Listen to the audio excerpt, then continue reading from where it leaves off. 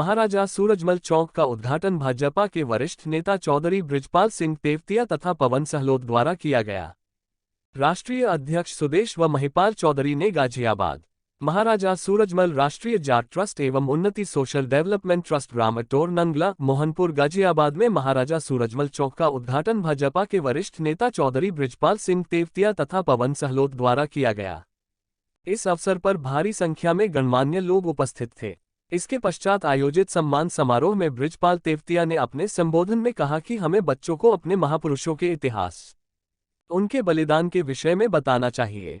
किसान भाइयों को अपने बेटे बेटियों को अच्छी शिक्षा के साथ खेती की जानकारी देने का प्रयास करना चाहिए। बृजपाल तेवतिया ने ये भी कहा कि आजकल हमारी नई जनरेशन नशे की ओर जा रही है, जो कि देश के लिए और घर के लिए दोनों के लिए ही तथाकथित बहुत गलत है। बच्चों को समझने की जरूरत है कि आज के बच्चे देश का भविष्य हैं और देश का भविष्य अगर नशा करने लगेगा तो हमारे देश की धरोहर ही खत्म हो जाएगी। बृजपाल तेवतिया ने अपने शब्दों में कुछ इस तरीके से शब्दों को बुना कि हर घर हर परिवार भावविभोर होगा और सोचने पर मजबूर हो गया, क्या ये वही पीढ़ी है जो पहले हुआ करती थी? ईद नई जनरेशन आजकल की बुजुर्गों को सम्मान भी नहीं देती है।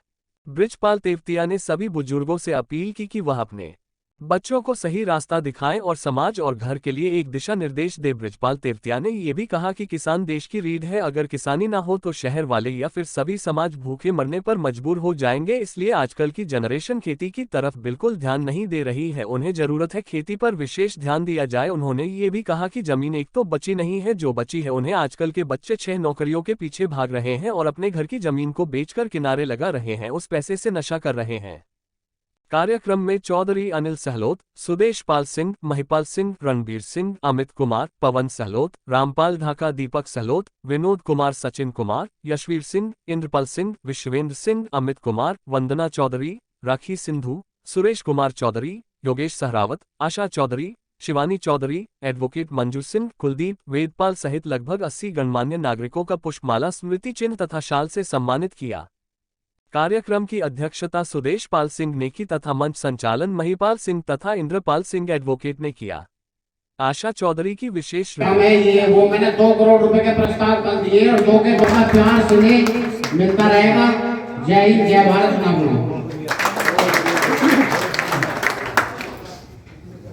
इसके बाद हमारे विशेष अतिथि बड़े भाई बृजपाल तिवारी जी हमारा मार्गदर्शन करेंगे।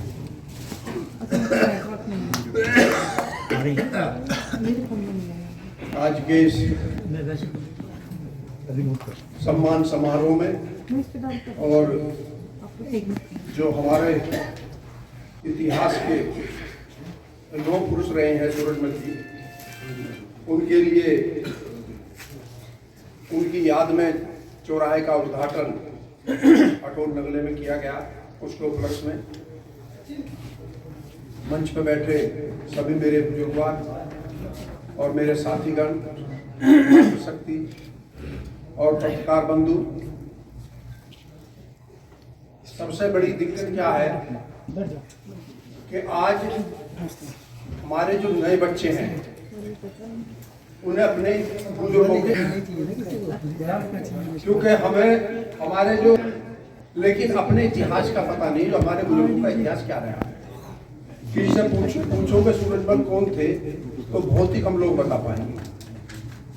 सूरजमल वो शख्स थे कि जो उनके परिवार के लोग, उनका जब वो मुगलों से लड़ाई लड़ रहे थे दिल्ली में,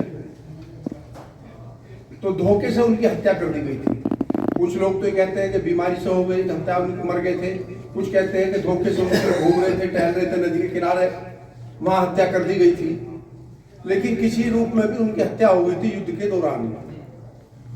तो उनका जो लड़का था फिर उसने, और उनकी घरवाली थी किशोरी, मेरे ख्याल में जहां तक मुझे याद है, किशोरी जी, हाँ किशोरी, उन्होंने नेतृत्व किया युद्ध का।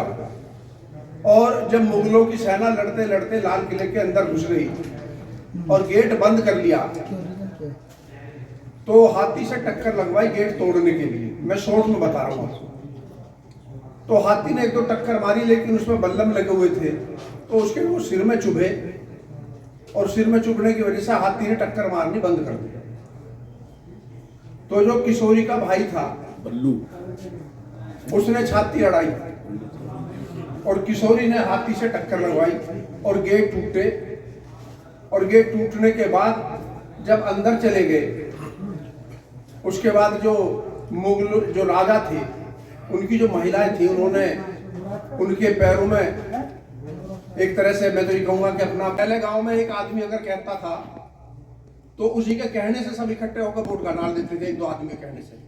अगर कहीं हम किसी गांव में या किसी कस्बे में या किसी मोहल्ले में वोट मांग रहे, अब जैसे उस दिन पवन की जीत हुई तो पूरा गांव दोनों तीनों गांव वहां थे और काफी उत्साह था। तो जीत का अलग ही मजा आता है, जीत का अलग ही उत्साह होता है।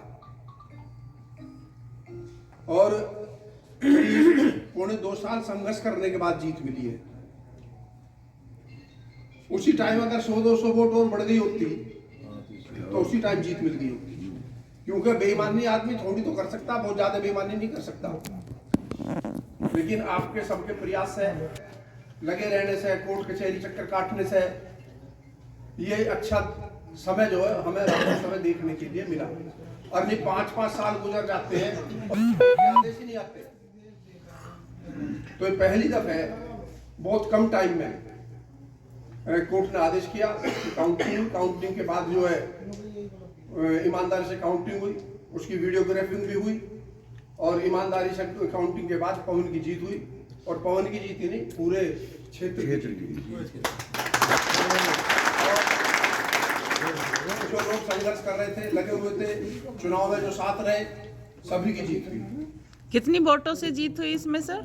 150 के करीब हुई मेरे ख्याल में, 151 के करीब हुई है। और दूसरा एक आप लोगों से मैं निवेदन करता हूँ कि आज चौधरी चरण सिंह उस टाइम कहते थे कि भाई किसान, अगर किसान को अपने अंदर जो है अच्छे संस्कार, तो एक खेत में पैर होना चाहिए और दिल्ली पे निगाह होनी चाहिए। लेकिन आज नई बात में क्या स्थिति है, ना खेत में पैर है और ठेके पे निगाह है। खेत में पैर नहीं है, धीरे धीरे गांव की बिकी अब उसे बेचना शुरू कर रहे हैं। और जो मकान थे बड़े बड़े वो बट गए, आपस में छोटे छोटे हो गए, उनमें भी अब एक कमरे में रहना शुरू कर दिया, एक कमरे में किराएदार रख लिया। भाई इतनी जमीन बेचने के बाद इतने पैसे मिले, करोड़ों रुपए मिले, तुम्हारा गुजारा नहीं हुआ, एक किराए के कमरे में गुजारा हो जाएगा? तुम्हारे अपनी परिवार की प्राइवेसी और किराएदार की प्राइवेसी खत्म हो गई।